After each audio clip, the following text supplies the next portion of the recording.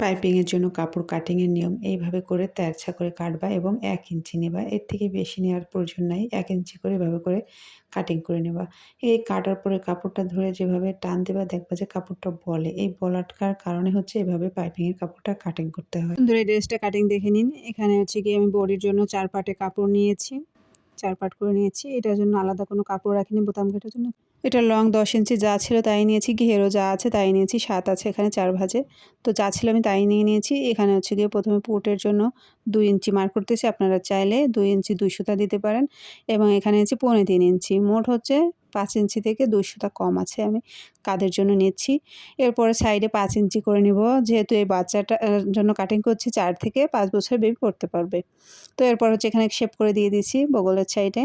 সামনের গলার জন্য হচ্ছে 3 ইঞ্চি নিব। আপনারা যদি একটু বড় চান তাহলে 3 ইঞ্চি বা 3.5 ইঞ্চি নিতে পারেন। আমি এখানে 3 ইঞ্চি নিয়েছি। এরপর এটাকে বক্স করে নিচ্ছি। তারপর হচ্ছে এভাবে করে শেপ করে দিবেন। আর হচ্ছে পিছনের জন্য 2 ইঞ্চি নিচ্ছি। আপনারা 2.5 ইঞ্চিও নিতে পারেন। আমি 2 ইঞ্চি নিয়েছি। পিছনে হচ্ছে চেন বসাবো। আর এখানে বডি হচ্ছে গিয়ে আমি 6.5 ইঞ্চিতে মার্ক করে নিচ্ছি। নিচে দিয়েছি 5.5 ইঞ্চি। আপনাদের বডির মেজারমেন্ট অনুযায়ী দিবেন। আমার এখানে যতটা প্রয়োজন ততটাই নিয়ে নিচ্ছি। আবার এখান থেকে 1 ইঞ্চি উপরে মার্জিন করে দিবেন। এখানটা একটা ডাউন করে দিবেন।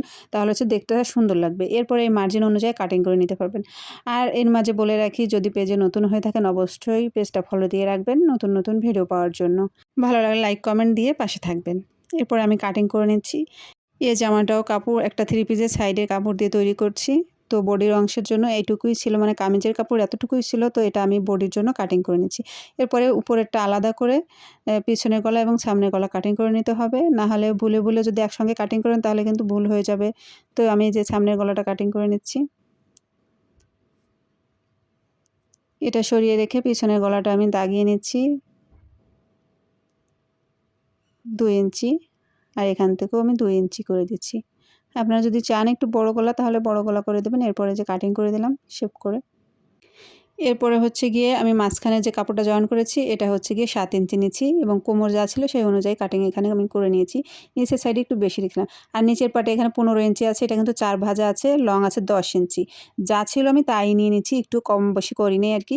কারণ কাপড় ফেলে দেওয়া যাবে না, প্রত্যেকটা কাপড়ই আমি ব্যবহার করব এবং এইভাবে করে কাটিং করে নিয়েছি। এবং হাতা দিয়েছি, তো হাতা হচ্ছে 5 ইঞ্চি 4 ইঞ্চি থাকবে, তো আমি এখানে 5.5 ইঞ্চি নিয়েছি। এবং হাতার এখানে যে পট্টির কাপড়টা আলাদা ছিল। এখানে হচ্ছে গিয়ে কামিজের কাপড় খুবই কম ছিল। সব কামিজে একরকম কাপড় থাকে না। আপনারা যেন আবার ভাবেন না যে অনেক কাপড় থাকে। আপনারা যেন টেলার থেকে কাপড় চেয়ে নিয়ে আসেন না। এটা যারা বাসাবাড়িতে কাজ করেন ভিডিওটা শুধু তাদের জন্যই তৈরি করি। চলো বন্ধুরা, এই ড্রেসটার সেলাই তোমাদের দেখিয়ে দিই। প্রথমে আমি কিন্তু বোতাম ঘাটের জন্য ভাঁজ করে যে বাড়তি অংশটা রেখেছিলাম 1 ইঞ্চি, সেটা সেলাই করে নিলাম। এরপরে এটাকে সমান করে উপর থেকে বাড়তি অংশটা কাটিং করে নিই। এরপরে নিচে মিলিয়ে এটাকে জয়েন্ট করে নিব যাতে সেলাই করতে সুবিধা হয়। তারপর হচ্ছে গিয়ে কাঁধ জয়েন্ট করে নেব সামনে এবং পিছনে। অবশ্যই কিন্তু এই বেবি ড্রেসে সামনে হচ্ছে গিয়ে তোমাদের টিকেন দিতে হবে। এরপরে যে পরি হাতা যেটাকে বলে এটাকে সেলাই করে নিচ্ছি হাতার সাইডে, মহড়ার সাইডে দেখো ডবল সেলাই করে নিয়েছি। এরপরে কুচিটা কীভাবে দেবা দেখো, কুচিটা আমি দেখিয়ে দিচ্ছি। দেখো এভাবে কিন্তু খুব সহজ করে তোমরা কুচি দিতে পারো। দেখো খুব সুন্দর কুচি হয়ে গেছে। এরপরে হচ্ছে গিয়ে আমরা এখানে কুচিটা জয়েন করে নিচ্ছি। একটু উপরে রেখে 1 ইঞ্চি উপরে রেখে আমরা কুচিটা বসাবো। হাতাটা যেহেতু এটা পরি হাতা উপর সাইডে থাকবে, নিচের সাইডে থাকলে ভালো লাগবে না। আর অবশ্যই বলে রাখি, যদি নতুন হয়ে থাকো তাহলে অবশ্যই আমার পেজটা ফলো দিয়ে রাখবা নতুন নতুন ভিডিও পাওয়ার জন্য। এরপরে এখানে আরেকটা পট্টি দিয়ে জয়েন করে নেব। দেখো হাতাটা কিন্তু জয়েন করে নিয়েছি। এবার গলার পট্টিটা জয়েন করে নেব। প্রথমে হচ্ছে গিয়ে আমি উল্টা সাইড দিয়ে সেলাই করছি। এরপরে সদর সাইডে নিতে পারো, আবার সদর সাইডে সেলাই করে উল্টো সাইডে নিতে পারো। তো পট্টি সেলাই করা হয়ে গেছে। বডি কত ইঞ্চি রাখবো 1 বছরের বেবির জন্য আমি এখানে 12 ইঞ্চি রাখতেছি। একটু লুজ রাখবো, তার জন্য হচ্ছে গিয়ে 24 থাকবে।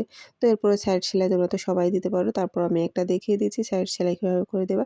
এখানে ডবল করে সেলাই করে দেবা। দেখো আমার কিন্তু সেলাই করা হয়ে গেছে, দেখতেও খুব সুন্দর লাগছে বেবি ড্রেসটা। সেলাই করার সময় যদি দেখেন যে উপরের সেলাইটা ঘোচায় ঘোচায় যাচ্ছে এবং কাপড় ঘুচিয়ে আসতেছে, তো তাহলে কি করবেন, নিচে থেকে ববিনটা খুলবেন। এখানে এটাকে একটু টাইট করে দিবেন। ববিনটা লুজ থাকার কারণে হচ্ছে গিয়ে উপরের সেলাইটা ঘোচায় আসতেছে, ভালো আসতেছে না। এরপরে করে সেলাই করবেন। দেখেন সেলাইটা অনেক সুন্দর আসছে। হলে আপনারা এভাবে করে ঠিক করে নেবেন। নিচের ববিনের সুতোটা লুজ থাকার কারণে হচ্ছে উপরের সেলাইটা ঘুচা যায়। যারা সেলাই করো বা নতুন সেলাই করতে চাচ্ছ, কোন রাবারটা ব্যবহার করবা অনেকেই বুঝতে পারো না। তো তাদের জন্য আজকের এই ভিডিওটা। এই রাবারটা ব্যবহার করো। এই রাবারটা হচ্ছে ১ ইঞ্চি ২ সুতা। এটা খুবই ভালো রাবার। এটা তুমি ব্যবহার করলেও বলবে না এবং অনেকদিন ব্যবহার করতে পারবে।